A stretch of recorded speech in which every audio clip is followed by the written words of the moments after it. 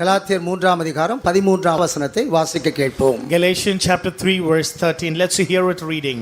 மரத்திலே தூக்கப்பட்ட எவனும் சபிக்கப்பட்டவன் என்று எழுதியிருக்கிறபடி கிறிஸ்து நமக்காக சாபமாகி நியாயப்பிரமாணத்தின் சாபத்திற்கு நம்ம நீங்களாக்கி மீட்டுக் கொண்டார். மரத்திலே தூக்கப்பட்ட எவனும் சபிக்கப்பட்டவன் என்று எழுதியிருக்கிறபடி கிறிஸ்து நமக்காக சாபமாகி நியாயப்பிரமாணத்தின் சாபத்துக்கு நம்மை நீங்களாக்கி மீட்டுக் கொண்டார் என்று பவுல் கலாத்தியருக்கு எழுதுகிறார். Apostle Paul writes to the Galatians, for it is written, cursed is everyone that hangeth on a tree.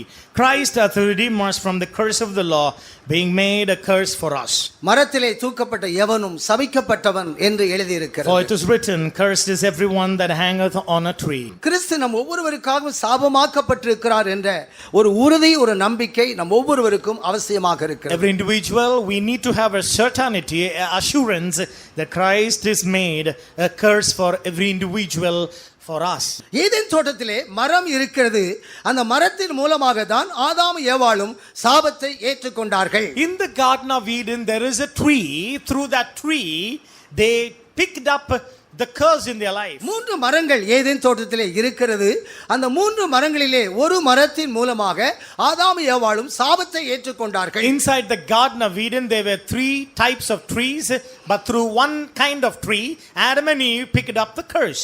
நன்மை தீமை அறியத்தக்க கனியின் விருட்சத்தை நீங்கள் புசிக்க கூடாது என்ற கட்டளை இருக்கிறது. There was a specific command by God, and there is a tree of good and evil, they should not eat it off. அந்த நன்மை தீமை அறியத்தக்க விருட்சமே பார்வைக்கு நல்லதும் புசிப்புக்கும் இன்பமுமாக காட்சியளிக்கிறது. The tree which was good and evil, discernment, for the sight it was pleasant and good to taste. அதை புசித்த மூலமாக தான் ஆதாம் ஏவாளும் சாபத்தை தங்களுடைய வாழ்க்கையிலே ஏற்றுக்கொண்டார்கள். By eating the fruit of the tree, Adam and Eve were cursed and carried curse in their life. Eden தோட்டத்திலே காணப்படக்கூடிய மரத்தின் மூலமாக தான் ஆதாம் ஏவாளும் சாபத்தை சம்பாத்தியம் பண்ணி கொண்டார்கள். Adam and Eve, they earned the curse only because of the tree right in the Garden of Eden. நன்மை தீமை அறியத்தக்க மரத்தின் கனியை புசிக்க கூடாது என்ற கட்டளைக்கு மீறினபடியினால் அந்த மரத்தின் மூலமாக சாபம் அவளை சந்தித்தது. Because they transgressed the commandment that they should not eat the fruit of the good tree of the good and evil, they became cursed in their lives. ஆனால் அந்த பச்சை மரம் என்ற இடத்திலே தேவன் தம்முடைய சாபத்தை தன்மேல் ஏற்றுக்கொண்டார் என்பதை நாம் கற்றுக்கொள்கிறோம். But we learn that God did not throw them, cast them away, but took up on him the green tree of the curse in his life. தேவன் தம்மை பச்சை மரம் என்று அழைக்கிறார். God called himself a green tree. இந்த பச்சை மரத்துக்கு இந்த பாடு என்றால் பட்டை மரமாகி உங்களுக்கு எந்த பாடு இருக்கும் என்று சொல்லுகிறார். He said, if there is so much of suffering for the green tree, how much for the dry tree in your life? அவர்களுக்காக ஒரு ஆடு அழிக்கப்பட்டு அவருடைய நிர்வாணங்களை மூடும்படியாக தோல் உடை கொடுக்கப்பட்டது. Back in the garden, a lamb was slain and its blood was shed, and the garment and the leather was clothed upon them as a tunic. ஆதாம் ஏவாளுடைய சாபங்கள் தற்காலிகமான சாபங்கள், அவைகள் 1000 வருஷ அரசாட்சியிலே நீக்கப்படக்கூடிய சாபங்களாக இருக்கிறது. The curse of Adam and Eve were temporal, which will be resolved in the millennial reign. அவர்களுக்கு ஒரு சிட்சையை கொடுத்து ஆதாம் ஏவாளையும் தேவன் தூக்கி எடுத்து விட்டார். And God had chastised them temporarily and lifted them out of the curse. ஜீவவிருட்சத்தின் கனியை புசியாதபடி உயிரோடே நரகத்துக்கு போகாதபடி அதிலும் தேவன் அவளை மீட்டுக் கொண்டார். The Lord also protected them, redeemed them from not becoming demonic spirits by taking hold of the tree of life. ஆதாம் ஏவாளுடைய எல்லா சாபங்களையும் தேவன் தன்மேல் ஏற்றுக்கொண்டு அவளை மீட்டுக் கொண்டதாக நாம் வேதத்திலே கற்றுக்கொள்கிறோம். We learn in the Bible, God took upon himself all the curse of Adam and Eve and he redeemed them. ஆனா நோவாவின் காலத்திலே பட்ட மரம் மூலமாக அவர்கள் பேழையை உண்டாக்கி அவளை தப்பித்துக் கொண்டார்கள். But during the times of Noah, they prepared an ark through the dry tree and survived. பச்சை மரமாகிய தம்மேல் தேவன் அந்த சாபத்தை ஏற்றுக்கொண்டு ஆதாமின் ஏவாளின் சாபத்தை மீட்டுக் கொண்டார். On the first place, the green tree, which is the Lord, took upon himself the curse of Adam and Eve and redeemed them. ஆனா நோவாவுடைய குடும்பமும் இந்த பட்ட மரத்திலே ஒரு பேழையை உண்டாக்கி தங்களை மீட்டு ரட்சித்துக் கொண்டார்கள். But Noah and his family, they prepared an ark through a dry tree, and they and their family survived the judgment. இந்த பச்சை மரம் என்பது பனி நனைத்து உருவாக்கப்பட்ட மரம். The green tree is made out of the dew of the heaven. இந்த பட்டமரம் என்பது ஜலப்பிரளயத்தினாலே மழையினாலே அழிவுக்கு தப்பக்கூடிய மரமாக But இருக்கிறது. the dry tree survives the deluge or the destruction of the flood. தேவன் மழையை நியாயத்தீர்ப்புக்கு தான் கொண்டு வருகிறார் ஒழிய நியாயத்தீர்ப்புக்கு முன்பாக ஆசீர்வாதத்துக்கு மழை ஏதேன் தோட்டத்திலே பெய்யவில்லை. On the first cause, rain was brought for universal judgment and not for any other reason, because there was the dew which watered the tree of the Garden of Eden. Eden தோட்டத்திலே ஒரு மழை பெய்யாதபடி பனி மூலமாகத்தான் பச்சை மரம் உருவாக்கப்பட்டது. In the Garden of Eden there was no showers of rain, but God had made the dew to come and lay on the tree. ஆனா நோவா காலத்திலே பட்டமரம் என்ற இடத்திலே நோவாவும் அவருடைய குமாரரும் அதிலே பேழையை உண்டாக்கி தங்களை மீட்டுக் கொண்டார்கள். But the time of Noah and his sons, they prepared an ark by the dry tree, and they and their family survived the coming judgment. மழை ஆசீர்வாதத்துக்கு பெய்யாதபடி சாபத்துக்காகவே நியாயத்தீர்ப்புக்காகவே மழை பெய்தது. Rain was not for blessing on the first place, it was for judgment. ஆதியாகமத்திலே வானத்திலிருந்து மழையும் பூமியின் கொழுமையும் கற்பத்துக்குரிய ஆசீர்வாதத்தையும் கொடுப்பேன் என்ற ஆசீர்வாதத்தின் மழையை அவர்களுக்கு வாக்கு கொடுக்கிறார். And the Lord promised them rain dew from heaven. It was a rain of blessing for them in the first place. பின்காலத்தில் ஆபிரகாமின் சந்ததியாருக்கு மழை ஆசீர்வாதமாக கொடுக்கப்பட்டது. And later on to the generation of Abraham, rain was promised as a blessing. ஆனால் அதற்கு முன்பாக நோவா காலத்தில் மழை சாபமாகவே அழிவை உண்டாக்கும்படியாகவே பெய்தது. But before Abraham, at the time of Noah, rain was a judgment. ஆகவே அந்த அழிவிலிருந்து அந்த மழையாகிய நியாயத்தீர்ப்பு தப்பித்துக் கொள்ளும்படியாக பட்ட மரத்திலே ஒரு பேழையை உண்டாக்கி தங்களை ரட்சித்துக் கொண்டார்கள். Therefore, in order to escape the judgment, they prepared an ark through a dry tree and they survived. பட்ட மரத்திலே நோவா ஒரு பேழையை உண்டாக்குறபடியினால் இந்த உலகம் ஆக்கினைக்குள்ளாக தீர்க்கப்பட்ட இடத்திலே தன்னுடைய குடும்பத்தை ரட்சிக்கும்படியாக பேழையை உண்டாக்கி கொண்டான். When the world was subjected for destruction, Noah and his family survived because he prepared an ark through the dry tree. இப்போது ஆதாமுக்கும் ஏவாளுக்கும் சிருஷ்டிகள் கீழ்ப்படியவில்லை, ஆனால் நோவாவுக்கு சிருஷ்டிகள் கீழ்ப்படிந்து பேழைக்குள்ளே கொண்டு வரப்படுகிறது. And to Noah and to Adam and Eve, the creation did not obey after the fall, but now to Noah and his family, the creations obey. Noah ஒரு பட்ட மரத்தை உண்டாக்கி தன் ரட்சித்துக் கொள்ளும்படியாக பேழை உண்டாக்க கீழ்ப்படிந்ததினால் எல்லா சிருஷ்டிகளும் நோவாவுக்கு கீழ்ப்படியக்கூடிய இடத்திலே கொண்டு வரப்படுகிறது. Noah obeyed God's command and prepared an ark through a dry tree.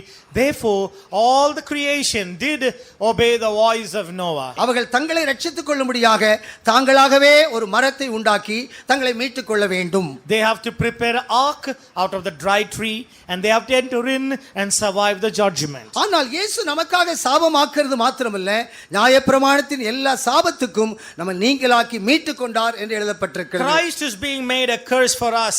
Not alone that, he has redeemed us from the curse of the law as well. இஸ்ரவேல் ஜனங்களுக்கு இந்த வாக்குத்தத்தம் உரியதாக இருக்கிறது. ஆனால் இஸ்ரவேல் ஜனங்கள் இந்த வாக்குத்தத்தத்தை பூர்ணமாக சுதந்தரித்துக் கொள்ள முடியவில்லை. This promise is exclusively given to the people of Israel, but they did not properly inherit this promise. யோசுவாவின் புத்தகம் 10ஆம் அதிகாரத்தில் எருசலேமின் ராஜா இஸ்ரவேல் ஜனங்களுக்கு விரோதமாக யுத்தத்துக்கு போனான் என்று In the எழுதப்பட்டிருக்கிறது. book of Joshua chapter 10, the king of Jerusalem, he went against Israel. அந்த ராஜா 5 ராஜாக்களை சேர்த்துக்கொண்டு அவளுக்கு விரோதமாக யுத்தத்துக்கு போகும்போது அந்த 5 ராஜாக்களும் மரத்திலே தூக்கப்பட்டார்கள் என்று The எழுதப்பட்டிருக்கிறது. 5 kings, when they went against Israel, they were put on a tree. 27-28 வசனத்திலே அவர்கள் மரத்திலே தூக்கப்பட்டு அதற்கு பின்பு அவர்கள் கெபிக்குள்ளே அடைக்கப்படுகிறார்கள். And they were put on a tree, and then they were cast into the cave. அவர்கள் இஸ்ரவேல் ஜனங்களுக்கு விரோதமாக படையெடுத்து வந்த ராஜாக்கள். These kings aligned themselves to come against Israel. எருசலேமின் ராஜாவாகிய அதோனிசேக் தான் 5 ராஜாக்களை சேர்த்துக்கொண்டு யோசுவாவுக்கு இஸ்ரவேல் ஜனங்களுக்கு விரோதமாக வருகிறான். The king of Jerusalem, along with him, 5 kings, they went against Israel and Joshua to fight. எருசலேம் ஜனங்கள் தான் இயேசுவுக்கு விரோதமாக அவர்கள் சிலுவையில் அறையக்கூடிய இடத்திலே வருகிறார்கள். Jerusalem and the people, they come against Jesus to crucify him. ஆனால் அதற்கு முன்பாகவே எருசலேமின் ராஜாக்களை 5 பேரோடு சேர்த்து யோசுவாவும் இஸ்ரவேல் ஜனங்கள் மரத்திலே தூக்கப்பட்டு கொன்றிருக்கிறார்கள். The king of Jerusalem and 5 others, Joshua and the people, they have caught them and put them on the tree and killed them. இஸ்ரவேல் இஸ்ரவேல் ஜனங்கள் இயேசுவை அதே எருசலேமிலே சிலுவையில் அறைந்து கொன்று போடுகிறார்கள். But the same people, they made Jesus on the same city of Jerusalem to be crucified. எருசலேமோடு சேர்ந்த 5 ராஜாக்களை மரத்திலே தூக்கப்பட்டு கொன்ற ஒரு நிலை அவர்களுக்கு இருக்கிறது. அதே நிலை ஏன் இயேசுவுக்கு இஸ்ரவேல் ஜனங்கள் கொண்டு வரப்பட வேண்டும்? How is it that they made all the 5 kings of Jerusalem alliance to be dead, but they made Jesus also be dead in Jerusalem? வெளிப்படுத்தல் 11ஆம் அதிகாரம் 8ஆம் வசனத்திலே அது சோதோம் என்றும் எகிப்து என்றும் ஞான அர்த்தமாய் In எழுதப்பட்டிருக்கிறது. Revelation chapter 11 verse 8, it is spiritually allegorically speaking that it is Sodom and Egypt. அங்கு நம்முடைய கர்த்தராகிய இயேசு கிறிஸ்து சிலுவையிலே அறையப்பட்டார். Upon there our Lord was crucified on the cross. எருசலேமிலே இஸ்ரவேல் ஜனங்கள் இயேசுவை சிலுவையில் அறைந்து கொன்றார்கள். On Jerusalem on the cross, the Israelites, they crucified Jesus to death. ஆனால் இஸ்ரவேல் ஜனங்கள் அதற்கு முன்பாகவே இந்த எருசலேம் ராஜாவோடு சேர்ந்த 5 ராஜாக்களை 5 தூக்குமரத்திலே போட்டு அவர்கள் கொன்றிருக்கிறார்கள். But before that, years back, the people of Israel, they have captured the king of Jerusalem, along with them 5, put them on the tree to death. அந்த எருசலேமும் அதோடு சேர்ந்த 5 ராஜாக்களையும் தூக்குமரத்திலே போட்டு அவர் கொன்ற காரணம் கிபியோனியர் தான் காரணமாக இருக்கிறது. And the reason why the king of Jerusalem and 5 others were put to the tree to death is because of the Gibeonites. கிபியோனியர் யோசுவாவை வஞ்சித்து உடன்படிக்கை பண்ணி கொண்ட காரணமாக இருக்கிறது. The reason is Gibeonites deceived Joshua and the leaders, made a covenant with them and escaped the judgment. அதன் மூலமாக தான் எருசலேமின் ராஜா எப்ரோனின் ராஜாவோடு மற்ற ராஜாக்களை கூட்டிக் கொண்டு வந்து இஸ்ரவேலுக்கு விரோதமாக வருகிறான். Which is why the king of Jerusalem with the king of Hebron and the king of others, they made an alliance and they came up against Joshua and the people. தேவன் சொல்கிறார் அந்த ஜனங்களோடு உடன்படிக்கை பண்ணக்கூடாது, அந்த ஜனங்களுக்கு இறங்கக்கூடாது என்று சொல்கிறார். The Lord said to Joshua and his people, do not show any mercy to the Canaanites, don't have any covenant with them. கிபியோனியர்கள் இஸ்ரவேல் ஜனங்களையும் யோசுவாவையும் வஞ்சித்து அவளோடு உடன்படிக்கை பண்ணிக்கொண்டார்கள். But Gibeonites deceived Joshua and the leaders and made a covenant with the people of Israel. இஸ்ரவேலும் யோசுவாவும் அவர்களுக்கு உடன்படிக்கை பண்ணி இறங்கி விட்டார்கள். Joshua and the leaders, they made a covenant with the Gibeonites and showed mercy to them. அதுதான் இஸ்ரவேலர்கள் பொய்யர்களாலும் வஞ்சகத்தினால் எங்களை நிறைந்திருக்கிறார்கள் என்ற வார்த்தைக்கு இடமாக இருக்கிறது. And which is the reason why Israel became liars and deceivers round about. அந்த வஞ்சனை மூலமாகத்தான் எருசலேமிலே இயேசு கொலை செய்யப்பட்ட காரணம். Which deception made way for the crucifixion of Jesus on Jerusalem. இயேசுவை அவர்கள் கொலை செய்தது இயேசுவை தேவகுமாரன் என்று அறியாதபடி வஞ்சிக்கப்பட்ட நிலவரத்திலே அவர்கள் சூழ்ந்து கொள்ளப்பட்டார்கள். They murdered Jesus not knowing that he was the Messiah because they were all deceived. Ephraim என்றால் எப்ராயிம் தலைவனாகிய யோசுவாவை வெளிப்படுத்தும். Ephraim is the Joshua who is the leader of the tribe of Ephraim. Ephraim கோத்திரத்தின் தலைவர் யோசுவாவாக இருக்கிறார். And Joshua is the leader or the head of the tribe of Ephraim. யோசுவாவும் இஸ்ரவேல் ஜனங்களும் கிபியோனியர் மூலமாக வஞ்சிக்கப்பட்டபடியினால் அவளோடு உடன்படிக்கை பண்ணி அவர்களுக்கு இறங்கி விட்டார்கள். The Gibeonites deceived Joshua and the people. They became merciful to them and they relented their covenant. அதற்கு பின்பு அவர்கள் வஞ்சனையை அறிந்த பின்பு அவர்கள் சபிக்கப்பட்டவர்கள் என்று சொல்கிறார்கள். After that, knowing they were deceived, now they say they are cursed. வஞ்சிக்கப்பட்ட பின்புதான் சாபம் அவர்கள் மேல் கொண்டு வரப்படுகிறது. After being self-deceived, they now curse the people who deceived them. அவர்கள் மேல் கொண்டு வந்த சாபம் பலிக்கவில்லை. And now the curse did not come to pass. அந்த சாபம் இஸ்ரவேல் மேலேயும் எப்ராயிம் மேலேயும் பலித்ததாக நாம் காண்கிறோம். And the curse reflected back into Ephraim and on Israel. தேவன் உடன்படிக்கை பண்ணக்கூடாதவர்களை இறங்கக்கூடாதவர்களோடு உடன்படிக்கை பண்ணி அவர்கள் மேல் நாம் சாபத்தை கொண்டு வர முடியாது. We cannot be merciful to them, those who God has hardened, thereby ourselves being cursed. சாத்தான் நம்மிடத்தில் வந்தால் அவனை துரத்தலாம், நாம் சாத்தானை ஏற்றுக்கொண்டால் அவனை நாம் துரத்திக் கொள்ள முடியாது. If Satan comes against us, we can cast him away. But when we receive Satan in our life, it's very tough to cast him away. யோசுவாவும் இஸ்ரவேல் ஜனங்களும் அவர்கள் மேல் சாபத்தை கொண்டு வந்தாலும் அந்த சாபம் அவர்கள் மேல் படிக்கவில்லை, தங்கள் மேல் அந்த சாபம் கொண்டு வரப்பட்டது. Joshua and the people received the Gibeonites. Now they cursed them, but the curse did not fulfill, but it reflected back on them. ஆகவேதான் எப்ராயிமர் வஞ்சகரினாலும் இஸ்ரவேல் வம்சத்தார் பொய்யரினாலும் எல்லை சூழ்ந்து கொண்டார்கள். Which is why Later on it is written, the Ephraimites and the Israelites are deceived with a lie and deceit. பின்காலத்தில் Ephraim கோத்திரத்து யெரொபெயாமும் இஸ்ரவேல் ஜனங்களும் இதுவாகவே இருக்கிறது. In the latter days, Jeroboam and the Israelites, they all were deceived and surrounded God. இஸ்ரவேல் ஜனங்களுக்காக சாபத்தை சுமக்கிறேன் என்ற வாக்குத்தத்தம் இருந்தாலும் அது எல்லா இஸ்ரவேல் ஜனங்களுக்கும் இல்லாமல் போய்விட்டது. Though there is a promise that he was made a curse for the Israelites, all Israelites were not benefited through that death. அவர்கள் அந்த 5 ராஜாக்களையும் மரத்திலே தூக்கி கொன்று போட்டார்கள். And they lifted up the 5 kings while lion with the king of Jerusalem on the tree. அவர்களை குகைக்குள்ளே அடைத்து அவர்கள் மேல் கற்களை குய்த்து விட்டார்கள். They shut them in the cave and put stones on the mouth. இந்த எருசலேமின் 5 ராஜாக்கள் என்பது நம்முடைய மாம்சத்திலே காணப்படக்கூடிய அவயவங்களில் இருக்கக்கூடிய 5 பாவங்களை வெளிப்படுத்தும். The 5 kings of Jerusalem alliance are the 5 things of the members of our body. கொலோசியர் 3ஆம் அதிகாரம் 5ஆம் வசனத்திலே பூமியில் உண்டு பண்ணக்கூடிய நம்முடைய அவயவங்களை அழித்து போட வேண்டும். In Colossians chapter 3 verse 5 it is written, we have to mortify, which is to say put to death the members of our body. பூமியிலே உண்டு பண்ணக்கூடிய நம்முடைய அவயவங்களிலே 5 தன்மைகள் இருக்கிறது.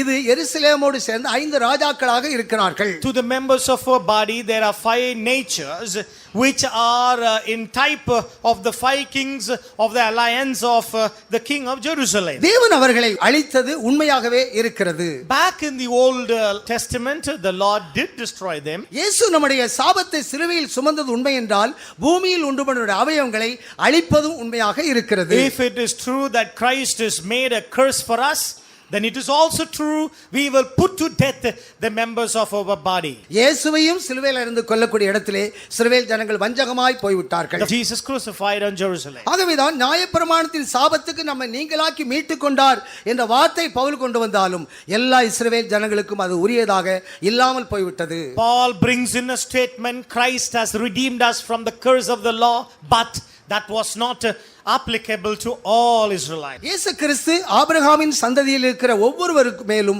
அவர் சிலுவையிலே சாபத்தை சுமக்கக்கூடிய வாக்குத்தத்தத்தை கொடுத்திருக்கிறார். God has given a promise to the seed of Abraham, to every individual thereof, that he has carried the curse. அந்த கலாத்திய சபையுடைய சாபத்தை அவர் சுமக்கிறது மாத்திரமல்ல, நியாயப்பிரமாணத்தில் இருக்கக்கூடிய எல்லாருடைய சாபத்தை சுமந்து தீர்க்கக்கூடிய வாக்குத்தத்தத்தை கொடுத்திருக்கிறார். Not only was made a curse for the church at Galatia, but he also was made a curse those who were under the law in the seed of Abraham. கலாத்தியருக்கு இந்த நிருபத்தை பவுல் எழுதும்போது கலாத்திய சபையிலே 2ஆம் அதிகாரத்திலே அவர் சொல்லுகிறார், நியாயப்பிரமாணத்தின் கிரியைகளினால் அல்ல, கிறிஸ்து நமக்காக பிரத்யட்சமாய் சிலுவையில் அறையப்பட்டதை நீங்கள் ஒவ்வொருவரும் அறிந்திருக்கிறீர்களே என்று அவர் சொல்லுகிறார். In chapter 2 he writes to them that ye are certain and assured that Christ was crucified for you, that each individual of you are evidently set forth before you. நியாயப்பிரமாணத்தின் கிரியையினாலே நீதி வந்திருந்தால் கிறிஸ்து மரித்தது வீணாக இருக்குமே என்று அவர் எழுதுகிறார்.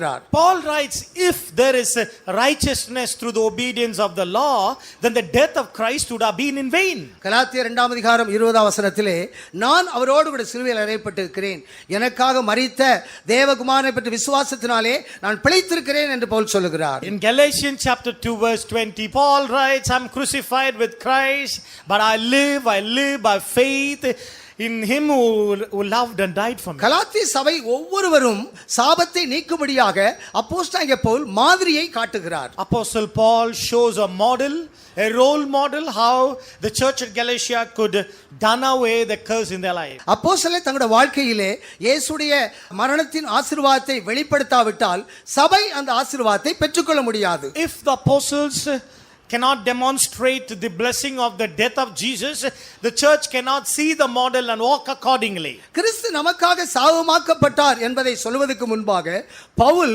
இயேசுடைய மரணத்தின் மூலமாக தம்முடைய சாபத்தை நீக்கிக் கொண்ட சாட்சியை அவர் எழுதுகிறார். Before Paul wrote to the Galatians the statement that he's made a curse for us, he wrote previously how he has been a recipient of that blessing. கலாத்தியர் 2ஆம் அதிகாரம் 20ஆம் வசனத்திலே நான் சிலுவையில் அறையப்பட்டேன். எனக்காக மரித்து உயிர்த்த தேவகுமாரனை பற்றி விசுவாசத்தினாலே நான் பிழைத்திருக்கிறேன் என்று பவுலுக்கு ஒரு சாட்சி இருக்கிறது. In Galatians chapter 2 verse 20, Paul had a personal testimony. I am crucified with Christ, nevertheless I live not me but Christ lives in me. கிறிஸ்துடைய மரணத்தின் அனைத்து ஆசீர்வாதத்தையும் அப்போஸ்தலனாகிய பவுல் தன்னுடைய வாழ்க்கையிலே கலாத்திய சபைக்கு ஒரு வெளிப்படுத்துகிறார். All the blessing of the crucifixion of Jesus, he reveals it to the church at Galatia. நான் சிலுவையில் அறையப்பட்டேன், நான் அல்ல கிறிஸ்துவே எனக்குள் பிழைத்திருக்கிறார். I am crucified with Christ, yet not I but Christ liveth in me. கிறிஸ்து என்னுடைய சாபங்கள் முழுவதையும் அவர் தீர்த்து எனக்கு ஆசீர்வாதத்தை பரிபூர்ணமாய் தந்திருக்கிறார். Christ has resolved all my curse and he's been a perfect blessing for me. கிறிஸ்து நமக்காக சாபமானார் என்ற அந்த அனுபவத்தின் அனைத்து ஆசீர்வாதத்தையும் அப்போஸ்தலர்கள் சபைக்கு வெளிப்படுத்திக் கொண்டிருக்கிறார்கள். And the apostles are demonstrating it to the church that Christ is made a curse for every one of us. கலாத்தியர் 3ஆம் அதிகாரத்திலே கிறிஸ்து சிலுவையில் அறையப்பட்டவர்களாக பிரத்யட்சமாக உங்களுக்கு வெளிப்படுத்தப்பட்டிருந்தாரே. In Galatians chapter 3 he said Christ has been evidently set forth crucified among you. ஏன் அந்த ஆசீர்வாதத்தை அந்த சாபத்தை நீங்கள் நீக்கிக் கொள்ள முடியவில்லை? Now why is it that you are not able to receive the blessing and get rid of the curse? அவர் கலாத்திய சபையை முழுவதையும் அவர் ஆசீர்வாதத்துக்குள் கொண்டு வரப்பட்டதை சிலுவையில் அறையப்பட்ட காட்சி ஒவ்வொருவருக்குரியதாக இருக்கிறது. The scene or the sight of crucifixion is evidently set forth that they may see and receive the blessing. 10ஆம் வசனத்திலே நியாயப்பிரமாண கிரியைக்காரர் யாவரும் சாபத்துக்கு உட்பட்டிருக்கிறார்கள். Verse 10 he writes, everyone under the law are under curse. அதன்படி நடக்க தவறின ஒவ்வொரு மனிதனும் சாபத்துக்கு உட்பட்டிருக்கிறான். Every man who fails to live according to the law is subjected to curse. நியாயப்பிரமாண கிரியைக்காரர் யாவரும் சாபத்துக்குள் இருக்கிறார்கள். அந்த சாபத்தை கிறிஸ்து தம்மேல் சுமந்திருக்கிறார். All the workers of the law they are under curse, but Christ is made a curse for them. அந்த சாபத்தை கலாத்திய சபை ஒவ்வொருவரும் தங்களுடைய வாழ்க்கையிலே நிவர்த்தி செய்து கொள்ள வேண்டும் என்று பவுல் எச்சரிப்பை கொண்டு வருகிறார். And Paul is writing to the Galatians, resolve, get rid of the curse through the model of the crucifixion of Jesus. கிறிஸ்து நமக்காக சாபமாக்கி நியாயப்பிரமாணத்தின் சாபத்தை நம்மிலிருந்து மீட்டுக் கொண்டார். Christ has redeemed us from the curse of the law, being made a curse for us. அந்த சாபத்தை அங்கு கலாத்திய சபை ஒவ்வொருவரும் தங்களுடைய வாழ்க்கையிலிருந்து நிவர்த்தி செய்ய வேண்டும். Every individual of the church at Galatia, they must get rid of the curse. அதை நிவர்த்தி செய்வதற்கு அப்போஸ்தலர்கள் மாதிரியாக தங்களுடைய வாழ்க்கையை சொல்லிக் கொண்டிருக்கிறார்கள். How to get rid of the curse? See the model of Paul. அவைகளை உபதேச ரீதியாக பவுல் அந்த இடத்திலே கொண்டு வருகிறார். And Paul is demonstrating how to resolve by way of doctrine. இஸ்ரவேல் ஜனங்கள் இயேசுவை இரட்சகராக அவர்கள் அறிந்து கொள்ள வேண்டும். இயேசுவை இம்மானுவேலாக அவர்கள் அறிந்து கொள்ள The வேண்டும். people of Israel, they must understand Jesus as Savior and Emmanuel. இஸ்ரவேல் ஜனங்களுடைய சாபங்களை நீக்குவதன் 2 பகுதிகளை வேதத்திலே நாம் கற்றுக்கொள்கிறோம். There are 2 sides with respect to the curse being resolved in Israel. மத்தேயு 1ஆம் அதிகாரத்திலே இயேசுவின் நாமத்தோடு நம்மை ரட்சிக்கிறார். இம்மானுவேல் என்ற நாமத்தோடு நம்மோடு கூட அவர் வாசம் பண்ணுகிறார். In Matthew chapter 1, with the name of Jesus, he is our Savior. With the name of Emmanuel, God is with us. கலாத்திய சபையுடைய சாபத்தை அவர் தீர்த்துக் கொள்வது என்பது தேவன் அவர்களோடு கூட வாசம் பண்ணக்கூடிய வாக்குத்தத்தமாக இருக்கிறது. Galatian church, they are now resolving their curse. What is that? Emmanuel, God with them. இயேசு நம்முடைய சாபங்களை நீக்கிக் கொண்டார் என்றால் என்ன? இயேசு நம்மோடு கூட இம்மானுவேலாக வாசம் பண்ண வேண்டும். Jesus has been made a curse for us. What does it mean? It means Emmanuel, God is with us. இயேசு நம்முடைய பாவங்களை ரட்சிப்பதன் அறிகுறி அவர் நம்மோடு கூட வாசம் பண்ணக்கூடிய அனுபவமாக இருக்கிறது. What is the sign of Savior Jesus redeeming us? That is the sign of Emmanuel with us. அவர் நம்முடைய சாபங்களை நீக்கிக் கொண்டார் என்பதன் பொருள் அவர் நம்மோடு கூட அவர் வாசம் பண்ணுகிறார் என்பதாக The சொல்லப்பட்டிருக்கிறது. meaning of redeeming our sin is he dwells with us in Emmanuel. அவர் இயேசுவின் நாமத்தோடு நம்முடைய பாவத்தை ரட்சிக்கிறது மாத்திரமல்ல, இம்மானுவேலின் நாமத்தோடு நம்மோடு கூட வாசம் பண்ண வேண்டும். In the name of Jesus, he is redeeming our sins. In the title of Emmanuel, he has to dwell with us. ஆகவேதான் ஆபிரகாமின் குமாரன் என்றும் தாவீதின் குமாரன் என்றும் அழைக்கப்படுகிறார். Therefore, he is called as the son of Abraham, the son of David. Immanuel என்ற நாமத்தோடு தேவன் எப்படி நம்மோடு கூட வாசம் பண்ண முடியும்? With the name of Emmanuel, how can God be with us? ஆபிரகாமின் அனுபவத்தையும் தாவீதின் அனுபவத்தை பெற்றுக்கொண்டால் தான் தேவன் நம்மோடு கூட வாசம் பண்ண முடியும். Now God to dwell with us, we should study the experiences of Abraham and David. தேவன் நம்மை ரட்சிக்கக்கூடிய அந்த இடத்தில் மாத்திரம் இருக்காதபடி நம்மோடு எப்போதும் தங்கக்கூடிய அந்த இடத்திலே நாம் இருக்க வேண்டும். அதுதான் ஆசீர்வாதம். The blessing, the true blessing is we being not in the place of redemption, but in the place of coexistence with God. நம்முடைய சாபங்களை நீக்கினார், நம்முடைய பாவங்களை நீக்கினார் என்பது மாத்திரமல்ல, அதனுடைய உறுதி என்பது நம்மை ஆசீர்வதித்தார் என்பதாக இருக்கிறது.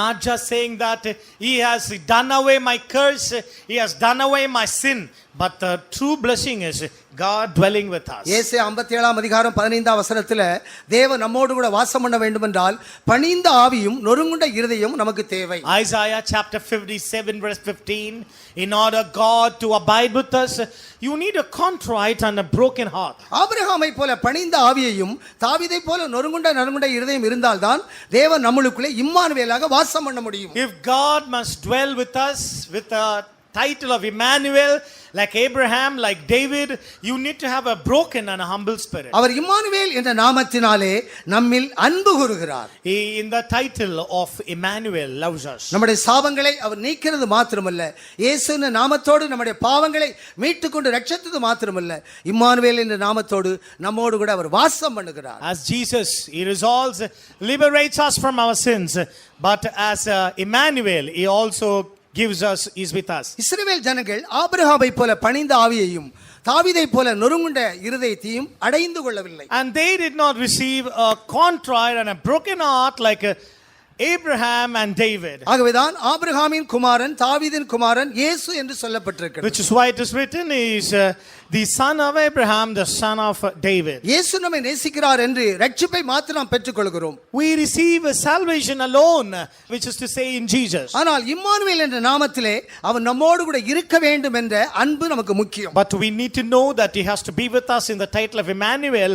God has to love us. இயேசு நம்மை ரட்சித்தார் என்பதோட உறுதி அவர் நம்மோடு கூட இருப்பதாக இருக்கிறது. The assurance, the certainty that he has saved us is he should dwell with us. அவர் நம்மோடு கூட இம்மானுவேலாக இல்லை என்றால் அவர் நம்மை ரட்சிக்கவில்லை என்பது வெளியரங்கமாக இருக்கிறது. If he is not Emmanuel with us, then it is certain that he has not saved us as well. ஆகவேதான் ஆட்டுக்குட்டியின் ஜீவபுஸ்தகத்தில் எழுதப்பட்டவர்கள் மாத்திரம் அந்த மிருகத்தை வணங்க மாட்டார்கள் என்று எழுதப்பட்டிருக்கிறது. And therefore we read that those names which are written in the Lamb's book of life will not worship the beast. தேவன் நம்மோடு கூட வாசம் பண்ணக்கூடிய ஒரு வாழ்க்கை தான் நாம் பெற்றுக்கொண்ட ரட்சிப்பை வெளிப்படுத்தக்கூடியதாக இருக்கிறது. The experience of manifesting, revealing, displaying the salvation is God dwelling with us. இஸ்ரவேல் ஜனங்களுடைய சாபங்களை நியாயப்பிரமாணத்துடைய சாபங்களை மீட்டுக்கொண்டார் என்றால் என்ன? What does it mean that he has been a curse for redeeming us from the law? இயேசு அவருடைய சாபங்களை சிலுவையிலே சுமந்து ஆபிரகாமுடைய பணிந்த ஆவியையும்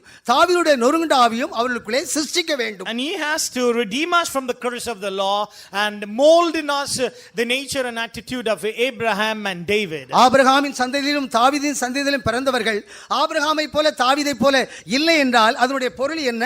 If they say they have redeemed from the curse of the law but don't display the virtues of Abraham and David, what is the point in the redemption? உங்க அப்பாவும் உங்க அம்மாவும் உங்களை பெத்தாங்கனி உங்களுக்கு எப்படி தெரியும்? How do you know that your father and mother beget you? அவர்கள் நம்மோடு கூட இருக்கிறதினால் தான் எங்களை பெற்றது இந்த அப்பா அம்மா என்று நாம் சொல்லுகிறோம். We are certain because they dwell with us and we know they are our parents. நம்மை பெற்றெடுத்த தாயும் தகப்பனும் நம்மோடு கூட இல்லை என்றால் நம்மை தான் அவர்கள் பெற்றெடுத்தார் என்று நாம் எப்படி சொல்ல முடியும்? If our parents don't dwell with us, how would we know they are the one who begot us? இயேசு மூலமாக நாம் ரட்சிக்கப்பட்டிருக்கிறோம்.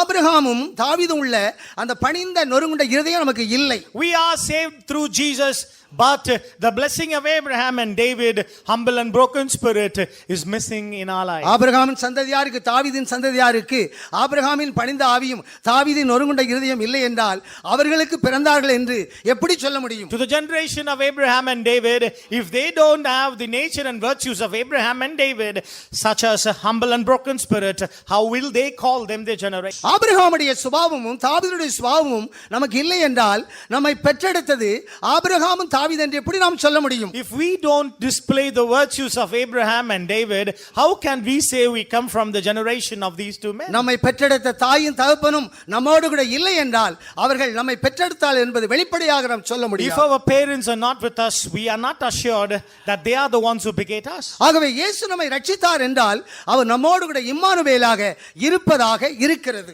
If we say Jesus is our Savior Jesus, then we need to know He is our Emmanuel Jesus, Jesus with us. ஆபிரகாமின் பணிந்த ஆவியும் தாவீதின் நொறுங்குண்ட இருதயம் இல்லை என்றால் நீ எப்படி இயேசு ரட்சித்தாய் என்று சொல்ல முடியும்? Abraham's humble spirit, David's broken heart. If it is not with you, how can you declare you are saved by him? ஆகவேதான் இஸ்ரவேல் ஜனங்கள் பொய்யராகவும் வஞ்சகராகவும் இயேசுவை சிலுவையில் இருந்து கொன்று Which விட்டார்கள். is why they became liars and deceivers by crucifying Jesus on the நீங்கள் cross. Abraham மூலமாக தாவீது மூலமாக தோன்றவில்லை, உங்களுடைய பிதாவாகிய பிசாசு மூலமாக தோன்றினீர்கள் என்று ஆண்டவர் குற்றம் சாட்டுகிறார். And the Lord blamed the Jewish people and said, ye are not from your father Abraham, but of the father, your devil the father. நம்முடைய பெற்றோருடைய குணசீலங்கள் நமக்கு இல்லை என்றால் அந்த பெற்றோர்கள் நம்மை பெற்றெடுத்தார் என்பதை எப்படி நாம் வெளிப்படுத்த முடியும்? When we don't match, reveal the nature and attitude of our parents, we cannot conclude we are begotten by Israel them. ஜனங்கள் ஆபிரகாமை போல பணிந்த ஒரு அனுபவம், தாவீதை போல நொறுங்குண்ட அனுபவம் இல்லாமல் போனதுதான் அதனுடைய காரணமாக And இருக்கிறது. the reason why they are called the sons of devil is because they did not have the humble spirit of Abraham or the broken spirit of David. ஆகவே இயேசு என்ற நாமத்தோடு நம்ம ரட்சித்தது உண்மை என்றால் இம்மானுவேல் என்ற நாமத்தோடு நம்மோடு கூட இருக்க வேண்டும் என்பது முக்கியம். Therefore,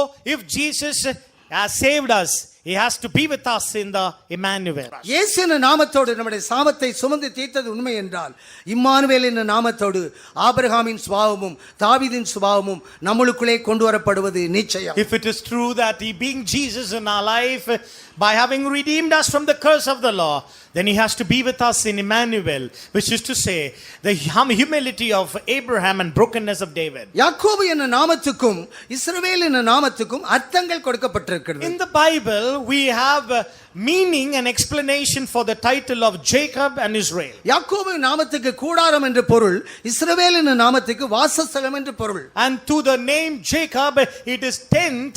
To the name Israel, it is dwelling place. யாக்கோபு என்ற நாமத்தை விரும்பக்கூடியவர்கள் இந்த கூடாரத்திலே பாரம் சுமந்து தவிக்கக்கூடியவர்கள். Those who desire the name Jacob, they will be in the tent and they will burden themselves. ஆதியாகமம் 47 அதிகாரத்திலே என்னுடைய வாழ்க்கை முழுவதும் வருத்தமும் சஞ்சலமும் என்று யாக்கோபு சொல்லுகிறார். Genesis chapter 47, Jacob said, all the days of my life are suffering and burden. இந்த கூடாரத்திலே நாம் பாரம் சுமந்து தவிக்கிறோம். In this tent, we all labor and burden. அதுதான் யாக்கோபே உன் கூடாரங்கள் என்று சொல்லப்பட்டிருக்கிறது. That's what is said in the hymnal, Jacob thy tent. இந்த யாக்கோபு என்ற வார்த்தையின் கூடாரத்திலே நாம் பாரம் சுமந்து தவிக்கக்கூடிய ஒரு இடத்திலே இருக்கிறோம். In the title of Jacob, we are in the tent, we bear burden. ஆனால் இஸ்ரவேல் என்னும் நாமத்திலே வாசம் பண்ணக்கூடிய இடத்திலே இருக்கிறோம். But in the title of Israel, we all dwell. இஸ்ரவேல் என்ற நாமத்துக்கு தேவனோடு கூட வாசம் பண்ணுவது என்று பொருள். To the name Israel means abiding with God. ஆகவே யாக்கோபு என்ற நாமத்தை காட்டிலும்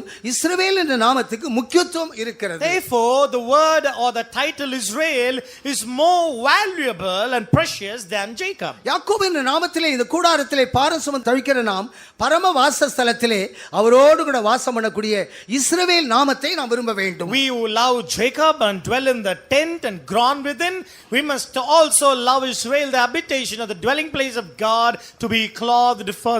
இந்த கூடாரத்திலே பாரம் சுமந்து தவிக்கும் போது இந்த போர்வையை களைந்து போட வேண்டும் என்று நாம் எண்ணக்கூடாது. When we are burdened in this tent, we should not desire to be unclothed. யாக்கோபுடைய வாழ்க்கையிலே ஆதியாகமம் 32 பல பிரச்சனைகள் அவனை சந்திக்கிறது. Genesis chapter 32, Jacob faced many afflictions. அங்கிருந்து லாபான் விரட்டி கொண்டிருக்கிறான், இங்கு ஏசாவுக்கு அவன் பயப்படுகிறான். Laban is casting him out, Esau is in front.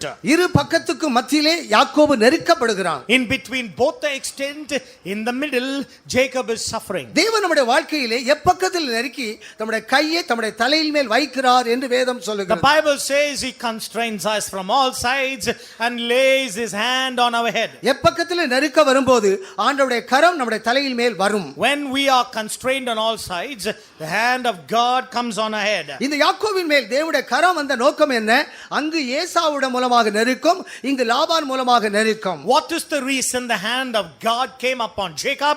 One extent Esau, other extent it is Laban. இந்த யாக்கோபின் நாமத்திலே நாம் பாரம் சுமந்து தவிக்கிறோம். In the title of Jacob, we all bear burden. இந்த போர்வையை நாம் களைந்து போட வேண்டும் என்ற இடத்தில் நாம் இருக்கக்கூடாது. We should not desire to be unclothed. நம்முடைய வாழ்க்கையில் வரக்கூடிய நெருக்கம் அனைத்தும் நம்முடைய தலையில் மேல் அவருடைய கரம் வருவதாக இருக்கிறது. All difficulties we face are for the blessing of the hand of God to come upon our head. இந்த நெருக்கத்திலே யாக்கோபுக்கு வேற வழி இல்லை. அவரோடு போராடி ஆசீர்வதித்தால் அவளை விடமாட்டேன் என்று சொல்கிறார். In this tight situation, Jacob has no other way. He begs and pleads to the Lord to bless him. Unless he blesses, he would not let him go. யாக்கோபு என்ற பெயர் மாற்றப்பட்டு இஸ்ரவேல் என்ற பெயர் அவனுக்கு கொண்டு வரப்படுகிறது. And now the name Jacob is made into Israel. தேவனோடு வாசம் பண்ணக்கூடிய வாழ்க்கையை நாம் நாடுகிறோம். We desire to coexist with God. இந்த உலகத்திலே நமக்கு ஏசா லாபான் பண்ற நெருக்கங்கள் நமக்கு இருக்கிறது. In this world we have difficulties such as Esau, such as Laban. எப்பக்கத்திலும் நம்ம நெருக்க வரும்போது அவருடைய கரம் நம்மேல் வர வேண்டும். When we are troubled on every side, the hand of God comes on us. யாக்கோபு என்ற நாமத்திலிருந்து இஸ்ரவேல் என்ற நாமத்துக்கு போவோம். From the name of Jacob, let's all go into the name of Israel. இந்த கூடாரத்திலே பாரசுமத்தை தவிக்க நாம் பரமவாசஸ்தல் மேல் வாஞ்சியாய் இருப்போம். Let us all bear burden in this house and desire to be clothed upon with the house which is from heaven. இஸ்ரவேல் என்றால் பரமவாசஸ்தலத்தை பெற்றுக்கொள்வதாக இருக்கிறது. The name Israel means getting the heavenly habitation. யாக்கோபின் கூடாரங்களும் இஸ்ரவேலின் வாசஸ்தலங்களும் எவ்வளவு அழகானவைகள். Oh Jacob, oh Israel, how lovely and how beautiful are thy tent. இயேசு என்ற நாமம் நம்ம ரட்சிக்கிறது. Emmanuel என்ற நாமம் அவர் நம்மோடு கூட The இருக்கிறது. name of Jesus saves us. The name of Emmanuel dwells with us. யாக்கோபின் நாமமும் இஸ்ரவேல் நாமமும் நமக்குரியது. The name of Jacob, the name of Israel for us. இயேசு நம்மை நேசிக்கிறார். இம்மானுவேல் நேசிக்கிறார். Jesus loves us. Emmanuel loves us. இயேசு என்ற நாமத்தோடு நம்மை ரட்சிக்கிறார். இம்மானுவேல் நாமத்தோடு நம்மோடு தங்குகிறார். In the name of Jesus, he saves us. In the name of Emmanuel, he dwells with us. தேவன் நம்மோடு தங்காவிட்டால் நமக்கு ரட்சிப்பு இல்லை என்று ஆண்டவர் இந்த பூமியிலே சாட்சியை கொண்டு வந்திருக்கிறார். When the Lord was in this world, he made a testimony. If he is not dwelling with us, there is no salvation. நம்முடைய அப்பா அம்மா நம்மோடு கூட இருக்கிறது தான் நம்மை பெற்றெடுத்த சாட்சி என்று உங்களுக்கு சொன்னேன். I told you, only when our parents dwell with us, we know they are begetting us. இயேசு நம்மோடு கூட தங்குவதுதான் நமக்கு கொடுக்கக்கூடிய ரட்சிப்பு. Our salvation is complete only when Jesus dwells with us. சகைவே, நான் இன்றைக்கு உன் வீட்டிலே தங்க வேண்டும், அதுதான் நான் உனக்கு தரக்கூடிய ரட்சிப்பு. Sagayu, I want to dwell in your home, and that's a salvation I am granting you. சகையுடைய வீட்டிலே இயேசு தங்காவிட்டால் சகையுவுக்கு ஒரு ரட்சிப்பை கொண்டு வர முடியாது. If Zacchaeus' home, Jesus is not invited and dwelling, salvation is not possible. சகையுவை ரட்சிப்பதற்கு முன்பாக சகையு வீட்டிலே தங்க வேண்டும் என்ற அனுபவத்தை இயேசு முக்கியப்படுத்துகிறார். And Jesus stressed it, before saving Zacchaeus, God must dwell at his home. சகையு இயேசுவை காண்பதற்கு முன்பாக இயேசு சகையுவை கண்டுகொண்டார். Before Zacchaeus could see Jesus, Jesus saw Zacchaeus. நீ சீக்கிரமா இறங்கி வா, இன்றைக்கு உன் வீட்டிலே நான் தங்க வேண்டும். Zacchaeus, make haste and come down, for today Yes. I must abide at the house. இயேசு நம்முடைய வீட்டிலே தங்கினால்தான் எல்லாவற்றையும் நாளத்தினையாக நாம் திருப்பி கொடுக்க முடியும். Only when Jesus dwells in our house, we can repay fourfold back. இயேசு நம்மோடு வாசம் பண்ணாதபடி இயேசு நம்மை ரட்சித்து ஆபிரகாமின் சந்ததியாய் நம்மை கொண்டு வர முடியாது. Without Jesus abiding at our house, he cannot save us and make us the house of Abraham. இந்த வீட்டுக்கு ரட்சிப்பு வந்தது. இவனும் ஆபிரகாமுக்கு குமாரனாக இருக்கிறார். This day salvation come to this house, so much as he is also the son of Abraham. இயேசு நம்முடைய சாபங்களை சிலுவையில் மேல் சுமந்தது நம் தனிப்பட்ட வாழ்க்கையில் மாத்திரமல்ல, நம்முடைய ஒவ்வொரு வீட்டுக்கும் உரியதாக இருக்கிறது. The curse that he has carried on the cross is not individual but also for the household. முழு வீடாக ரட்சிக்கப்பட்டவர்களும் இருக்கிறார்கள், தனிப்பட்ட ஆட்களாக ரட்சிக்கப்பட்டவர்களும் இருக்கிறார்கள். As family they are saved, individually they are some are saved. ஒரு சகோதரனுக்கு இந்த அப்போஸ்தல உபதேசத்தின் மேல் வாஞ்சை வந்ததுனால அந்த வீட்டிலே உள்ள 8 பேரையும் ரட்சிப்புக்குள் இந்த உபதேசத்துக்குள் கொண்டு வர முடிகிறது. One brother, because he was interested in this apostolic truth, he led 8 other members of his family into this truth. Noah ஒரு ஆளுக்கு அந்த வெளிச்சம் இருந்ததனால 8 பேரும் அந்த குடும்பமாக ரட்சிப்புக்குள் கொண்டு வரப்பட்டார்கள். One man, Noah, had the light, entire family of 8 were saved. யோசுவாவும் அவன் குடும்பமும் தேவனை சேவிக்கக்கூடிய இடத்தில் இருக்கிறது. And then in the case of Joshua, he said, I and my family will serve the Lord. தாவீதுக்கென்று ஒரு வீட்டை கட்டுகிறார். And David, an entire house was built for worship of the Lord. நம்முடைய வாழ்க்கையிலே தனிப்பட்ட ஒரு ஆளுக்கு ரட்சிப்பல்ல, நம்முடைய வீட்டுக்கு அவர் ரட்சிப்பை தருகிறார். This salvation is not alone individual, it is for our whole house as well. ஆபிரகாமின் சந்ததியார் முழு சாபத்தை அவர் சுமக்கிறார். And to the house of Abraham he carries the entire curse. கலாத்திய சபையுடைய முழு சாபத்தை சுமக்கிறார். Church at Galatia, every individual and corporately. இயேசு தனிப்பட்ட ஒரு ஆளுக்கு ரட்சிப்பு தரது மாத்திரமல்ல, முழு குடும்பத்துக்கு ரட்சிப்பு வரும்படியாக சகோடைய வீட்டிலே தங்க விரும்புகிறார். He said, this day salvation come to your entire house, Zacchaeus, and he stayed at his home. சகேயுடைய வீட்டிலே தங்கினது பின்னால் சகேயுக்கு மாத்திரமல்ல சகோடைய வீட்டுக்கு ரட்சிப்பு வந்தது. And the Lord stayed at the house of Zacchaeus. The house of Zacchaeus was saved. கொர்நேலியுடைய வீடு முழுவதும் அபிஷேகத்தினாலே நிரப்பப்படுகிறது. The whole house of Cornelius got filled with the Spirit of the Lord. அவன் தனிப்பட்ட ஒரு மனிதன், தேவனில் அன்பு கூர்ந்த மனிதன், பயபக்தியுள்ள மனிதன் மாத்திரமல்ல முழு குடும்பத்தையும் பயபக்திக்குள் வழி He நடத்தினார். was an individual, godly person.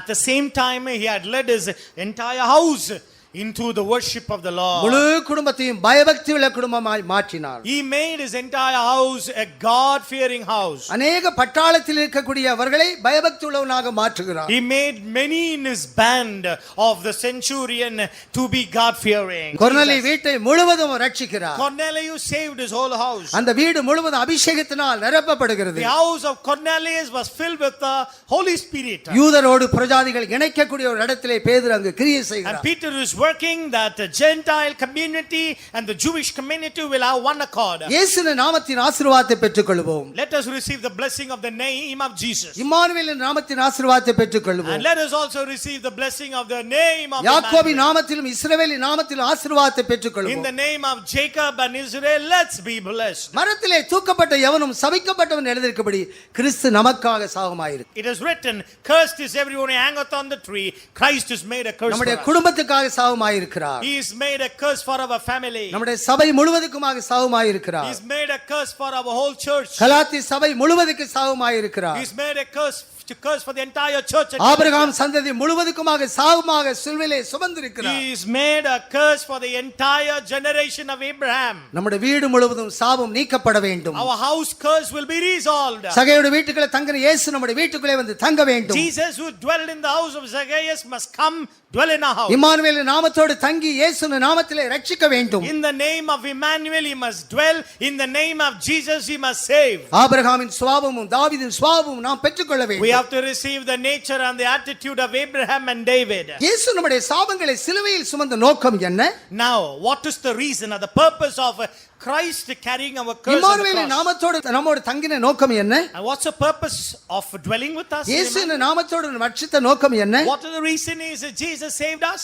அவரை போல நம்மை மாற்று வரைக்கும் அவர் நம்மோடு தங்க வேண்டும். He will abide with us until he makes us like himself. மரணமானது ஜீவனால் விழுங்கப்படுகிற இந்த போர்வை நாம் களைந்து We போடக்கூடாது. should not lay aside this garment until death is swallowed up by life. இயேசு மரணத்தை விழுங்கினார், மரணத்தை பரிகரித்தார், மரணத்தை ஜெயித்தார். Jesus Christ swallowed death, he abolished death, and he had overcome death. அதுவரைக்கும் இம்மானுவேல் என்ற நாமத்தோடு தங்க வேண்டும். Until then, he has to dwell with the title of Emmanuel. இயேசுவோடு கூட நித்தியமாக வாசம் பண்ணும்படியாக இயேசுவின் நாமத்தோடும் இம்மானுவேலின் நாமத்தோடும் நம்மோடு அவர் That இருக்கிறார். we may coexist with God forever and ever.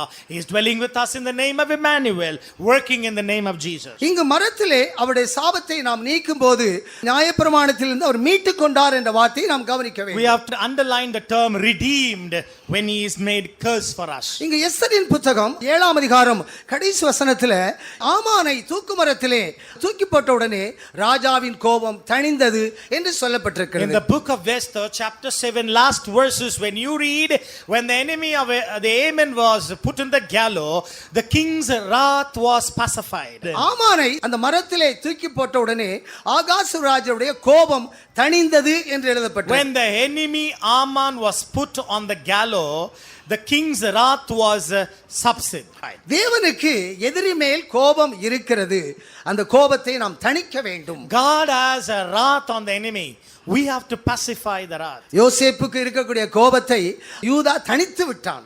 The wrath Joseph had, Judah had pacified it. தேவனுக்கு இருக்கக்கூடிய கோபத்தை சவுல் ராஜா தணிக்காதபடியினால் அவன் மேல் வரக்கூடிய ஆக்கினை பயங்கரமாக இருந்தது. Consider the wrath that God had on Saul because Saul did not pacify God in a matter. அமலேக்கியர் மேல் தேவனுக்கு இருந்த கோபத்தை சவுல் தணிக்காதது அவன் மேல் வரக்கூடிய ஆக்கினை. God had a wrath on Amalek, told him to abolish it but didn't do because God had a wrath against him. தேவனுக்கு அமலேக்கியர் மேல் கடும் கோபம் இருக்கிறது. God has a deep rooted wrath on the Amalek. அந்த கோபத்தை சவுல் தணிக்காதபடியினால் சவுல் மேல் தேவனுடைய கோபம் பயங்கரமாக இருக்கிறது. Saul was told to abolish but he didn't do, therefore God's wrath came upon him. ஆமானை தூக்குமரத்திலே நாம் போடும்போது ராஜாவுடைய கோபம் தணிய வேண்டும். When Haman the enemy was hung on the tree, the king's wrath was pacified. ஆமான் என்பவன் அமலேக்கின் சந்ததியில் தோன்றினவன். Haman comes from the genealogy of Amalek.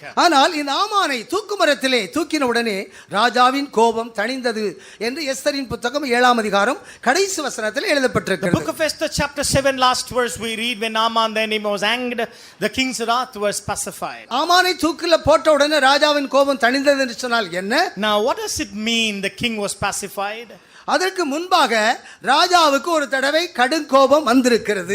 Which means before that the king had a terrible wrath one more time. எஸ்தரின் புத்தகம் 1ஆம் அதிகாரத்திலே வஸ்தியை ராஜாவுக்கு முன்பாக வரச் சொல்லும்போது அவள் வரமாட்டேன் என்று சொல்லும்போது அவன் மூர்க்க வெறி கொண்டான் என்று எழுதப்பட்டிருக்கிறது. In the book of Esther chapter 1, when the king invited Vasti to come, she didn't come. That time the king was terribly wrathed. இங்கு இரண்டாவதாக ஆகாசருடைய கோபம் வருவதற்கு முன்பாக முதலாவதாக அவனுக்கு கோபம் வந்திருக்கிறது. The second time the king was angry, there was an instant when he was terribly annoyed. ஏன் மனிதனை உண்டாக்கினேன் என்று கடுங்கோபம் கொண்டு மனிதனை அழித்து போட்டார் தேவன். God was annoyed. He said he was painful because of having created man and destroyed man. ஏன் புருஷன் கடுங்கோபம் கொள்கிறான்? புருஷனை நீ கனம் பண்ணவில்லை. Why is the husband terribly annoyed? Because you haven't respected the husband. ஒவ்வொரு ஸ்திரீகளும் புருஷனை கனம் பண்ண வேண்டும் என்ற சட்டம் 120 நாடுகளுக்கும் அறிவிக்கப்படுகிறது. 128 provinces has been announced that all must respect their husband. இனி ராஜாவுக்கு முன்பாக அவள் வரக்கூடாது. Nevermore she should be brought before the king. இப்போது ராஜாவின் கோபம் தணிந்தது. Now the king is pacified. இந்த 2ஆம் அதிகாரத்திலே ஒரு சம்பவம் நடக்கிறது. இந்த ஆகாசு ராஜாவின் மேல் கை போட இருந்த 2 பிரதானிகளை மொர்தெகாய் கண்டுபிடித்து எஸ்தர் மூலமாக சொல்லப்பட்டு நிரூபிக்கப்பட்ட உடனே தூக்கு மரத்திலே தூக்கி போட்டார்கள். Chapter 2 something happens. Mordecai found 2 people who put their hand on the king, which was said to Esther, and it was recorded and been hanged. பிரஜாதியாகிய நம்மை ஆண்டவர் ஏற்றுக்கொண்டது உண்மை என்றால் ராஜாவின் மேல் கை போட வந்த அனைவரையும் நாம் கண்டுபிடித்து தூக்கு மரத்திலே போட வேண்டும். If it is true we Gentile are being chosen, then we have to find out every enemy and hang them. நம்மை அவரை ஒட்ட வைத்தது என்று சொன்னால் ராஜாவின் மேல் கை போட இருந்த பாவத்தையும் ஜென்ம சுவாபத்தையும் நாம் அழிக்க வேண்டும். If we are grafted, and we have to be thankful and grateful to cut off sin and everything which happens in our life contrary to the nature of God. தேவனுக்கு விரோதமான பாவம், மனிதனுக்கு விரோதமான பாவம். Sin against God, sin against man. ஜென்ம சுபாவங்கள், சுயாதீன சித்தம், Self will and self nature. இவைகள் ராஜாவின் மேல் கை போட இருந்த பிரதானிகள். These are the 2 elements which put the hand on the king. இவைகளை நாம் பரிசுத்த ஆவியார் மூலமாக கண்டுபிடித்து எஸ்தர் மூலமாக உறுதிப்படுத்தப்பட்டு தூக்கு மரத்திலே போட வேண்டும். These 2 enemies must be found out by Mordecai, the Holy Spirit. It is to be registered, attested by Esther, put in the gallows. இதற்கேற்ற கனம் நம்முடைய வாழ்க்கையிலே வரவில்லை. And so far so good, no honor for this. ஆகாசுர ராஜாவை வஸ்தி கனம் பண்ணவில்லை. Vasti, she did not respect and honor King Ahasuerus. இங்கு ராஜாவுக்கு விரோதமாக இருக்கக்கூடிய பிரதானிகளை தூக்கு மரத்தில் போட்டாலும் அந்த கனம் மொர்தெகாய்க்கு கொண்டு வரப்படவில்லை. Chapter 2, the enemies are found, registered, hanged, but Mordecai is not been honored yet. ஒரு சட்ட புத்தகத்தை போல நாம் செய்யாதபடி பரிசுத்த ஆவியானவருடைய அந்த அனுபவத்துக்கு நம்மை ஒப்பு கொடுக்க வேண்டும். We should not be like a law book, but like the Holy Ghost, we must yield, be flexible to his dealing. இங்கு ராஜாவுக்கு விரோதமாக இருக்கிறவர்களை தூக்கு மரத்தில் போட்டாலும் அந்த கனம் மொர்தெகாய்க்கு இன்னும் கிடைக்கவில்லை. Again, though the enemies are found and put in the gallows, Mordecai is not honored. ராஜாவை நாம் கனம் பண்ணுகிறோம், ஆனால் எஸ்தருக்கும் மொர்தெகாய்க்கும் இன்னும் கனம் வரவில்லை. We honor the king, But Esther, Mordecai, they are not rewarded. அந்த கனம் இன்னொரு ஆமான் என்ற மனிதனுக்கு போய்விட்டது. Another man by name Haman, it went on. ஆகவே அவன் கனம் என்ற இடத்தில் இருந்து நமக்கு விரோதமாக தூக்குமரம் நாட்டி விட்டான். And therefore, in the place of a false honor, he is preparing a gallows against us. அந்த தூக்குமரம் நாட்டின உடனே இங்கு ராஜாவுக்கு தூக்கம் வரவில்லை என்று எழுதப்பட்டிருக்கிறது. When the gallows was placed, the king lost sleep. இஸ்ரவேலை காக்கிறவர் உறங்குறதும் இல்லை தூங்குறதும் இல்லை. He who keepeth Israel neither sleepeth nor உனக்கு slumbereth. விரோதமாக உருவாக்கப்படும் எந்த ஆயுதமும் வாய்க்காதே போம். No weapon that is formed against thee shall prosper. 50 முழ உயரத்திலே இந்த மொர்தெகாய்க்கு ஒரு தூக்குமரம் ஆமா நாட்டின பின்பு ராஜாவுக்கு தூக்கம் வரவில்லை என்று அடுத்த வசனத்திலே சொல்லப்பட்டது. 50 feet high gallows the enemy has placed, but the king has lost sleep. 50 என்பது பெந்தேகோஸ்தே அனுபவத்தை காட்டும். 50 denotes the Pentecostal experience. Pentecost அனுபவத்துக்கு விரோதமாக ஒரு தூக்குமரம் இல்லை. Against the Pentecostal experiences, there is no gallows. இயேசு சிலுவையிலே நம் சாபங்களை சுமந்து ஆசீர்வாதத்தை நமக்கு தந்து விட்டார். Christ has taken away our curse on the tree, and he has wrought his blessing on us. Pentecost அனுபவத்திலே வந்தவர்கள் தூக்குமரத்தில் போட முடியாது. அவர்கள் தேவனுடைய நாமத்தை மகிமைப்படுத்தக்கூடியவர்கள். Those who have come to Pentecost, they cannot be put in gallows. They are them those who praise God. நமக்கு விரோதமாக உருவாக்கப்படும் ஒவ்வொரு தூக்குமரமும் நம்மை மகிமைப்படுத்தக்கூடிய அனுபவமாக இருக்கிறது. Every gallows which is placed or against us will come up to exalt our praises. ஆமான் இங்கு மொர்தெகாய்க்கு விரோதமாக தூக்குமரம் நாட்டினாலும் அந்த ஆமான் மொர்தெகாயை மகிமைப்படுத்தக்கூடிய இடத்திலே அவன் வர வேண்டும். Haman had placed the gallows against Mordecai, but he has to come and sing praises for Mordecai. ராஜா கனமடுகிற மனுஷனுக்கு இப்படி செய்ய வேண்டும் என்று இந்த ஆமான் மூலமாக மொர்தெகாய் கனப்படுத்தப்பட்டான் என்று It சொல்லப்பட்டிருக்கு. is written through the very Haman who wanted praises, he sung praise of Mordecai. பெந்தேகோஸ்துக்கு விரோதமாக எந்த தூக்குமரம் இல்லை. Against Pentecost, there is no gallows. அந்த தூக்குமரம் நம்மை கனப்படுத்தக்கூடிய மரமாக இருக்கிறது. Every defaming gallows will come and praise our name. அப்போஸ்தலருக்கு விரோதமாக வரக்கூடிய ஒவ்வொரு தூக்குமரமும் அவர்களை கனப்படுத்தக்கூடிய மரமாக இருந்தது. Every gallows, every defaming experiences against the apostles will be their very fame. இந்த மரத்திலே இந்த மொர்தெகாய் தூக்கில் போடப்பட வேண்டும். And Mordecai must be put in the gallows. அது ராஜாவுக்கு வரக்கூடிய இரண்டாவது சேதம் என்று எஸ்தர் சொல்கிறார். Esther said to the king, this is the second damage for the king. முதலாவதாக வஸ்தி என்ற சேதம் ராஜாவுக்கு வந்தது. First damage is by way of Vashti. அது நீக்கப்பட்டு எஸ்தராக கொண்டு வரப்பட்டிருக்கிறது. And instead of Vashti, it is Esther. இதற்கு பின்பு ராஜாவுக்கு சேதம் வருவது இல்லை. After this, no more damage for the king. ஆரோனின் முறைமை மாற்றப்பட்டால் இந்த மெல்கிசேதேக்கு முறைமை மாற்றப்பட முடியாது. After the order of Aaron is changed, the order of Melchizedek could never be changed. ஒரு வஸ்தியை மாற்றி எஸ்தரை கொண்டு வருவது போல எஸ்தருக்கு எந்த விதமான மாற்றம் இல்லை. As Vashti is changed, so Esther is brought. Esther would never ever be changed. வஸ்தி சேதம் அடைந்தது போல எஸ்தர் சேதம் அடைவது இல்லை. Esther will never be damaged as the Vashti was damaged. பெந்தேகோஸ்துக்கு விரோதமான சேதம் என்பது இல்லை. There is no damage against the Pentecostal life. பெந்தேகோஸ்துக்கு விரோதமான சேதத்தை தூக்கிலே போட வேண்டும். And we have to put to the gallows every damage which comes against the Pentecostal life. ராஜாவுக்கு சேதம் வரக்கூடிய இவன் மேல் எஸ்தர் தூக்குமரத்தை கொண்டு And வந்தார். Esther brought the gallows, who had put the gallows against the people of God. ஆமான் தூக்குமரத்திலே தூக்கி போட்ட உடனே ராஜாவுடைய கோபம் தணிந்தது என்று The சொன்னார். king's wrath pacified when Haman was hanged. நம்முடைய சாபத்தை மரத்திலே நாம் நீக்கிக் கொள். Let us all resolve our curse on the tree. மரத்திலே தூக்கப்பட்ட எவனும் சபிக்கப்பட்டவன் என்று It எழுதியிருக்கிறபடி is written, cursed is any man who is hanged on the tree. இயேசு நமக்காக சாபமானார். Christ became our curse. நம்முடைய குடும்பத்துக்காக சாபமானார். He became a curse for your family. நம்முடைய சபைக்காக He சாபமானார். became a curse for our church. ஆபிரகாமின் சந்ததியாருக்காக He சாபமானார். became a curse to the Abrahamic generation. சாபத்தை நாம் நீக்கிக் கொள்வோம். Let's get rid of the curse. இயேசுவின் நாமத்தினாலே ரட்சிக்கப்படுவோம். In the name of Jesus, be saved. Immanuel நாமத்தோட நம்மோடு தங்கட்டும். In the name of Emmanuel, let God be with ஆபிரகாமை us. போல பணிவை பெற்றுக் கொள்வோம். Like Abraham received humility. தாவீதை போல நொறுங்குண்ட இதயத்தை பெற்றுக் கொள்வோம். Like David received brokenness. நம்முடைய வீடு சகையுடைய வீடாக இருக்கட்டும். Let our house be the house of Zacchaeus. கொர்நேலியு வீடாக இருக்கட்டும். Let our house be the house of Cornelius. தாவீதின் வீடாக வீடாக இருக்கட்டும், Let our house be the house of David. யோசுவாவின் வீடாக இருக்கட்டும், Let it be the house of Joshua. நோவாவின் வீடாக Let it இருக்கட்டும், be the house of Noah. அவர் நம்மோடு தங்கட்டும். Let him come abide with us. பணிவின் ஆவியை பெற்றுக்கொள்வோம். Let us receive a humility. நொறுங்குண்ட இருதயத்தை Oh, பெற்றுக்கொள்வோம். the broken spirit. இயேசுவின் நாமத்தோடு, In the name of Jesus. இம்மானுவேலின் நாமத்தோடு, In the name of Emmanuel. யாக்கோபின் நாமத்தோடு, In the name of Jacob. இஸ்ரவேலின் நாமத்தோடு In the name of Israel. நம்மோடு வாசம் பண்ணுகிறார். Oh, he dwelleth with us. அவருடைய கோபத்தை தணிப்போம். Let us pacify his wrath. ராஜாவின் கோபத்தை தணிப்போம். Let us pacify the wrath of Edom. ஆசீர்வாதத்தை சுதந்தரித்துக் கொள்வோம். Inherit the blessing. சத்துரு வல்லமை அழிப்போம். Destroy the power of enemy. மரத்திலே தூக்கப்பட்ட எவனும் சபிக்கப்பட்டவன். It is written, cursed is anyone. இயேசு நமக்காக சாபமானார். He was made a curse for us. நம்முடைய குடும்பத்தின் சாபத்தை நீக்கினார். He has resolved your family curse. சபையின் சாபத்தை நீக்கினார். Resolved your house curse. இஸ்ரவேலின் சாபத்தை நீக்கினார். Resolved the curse of Israel. ஆசீர்வாதத்தினாலே நிரப்பப்படும். Be filled with the blessing of God. அன்பினாலே நிரப்பப்படுவோம்.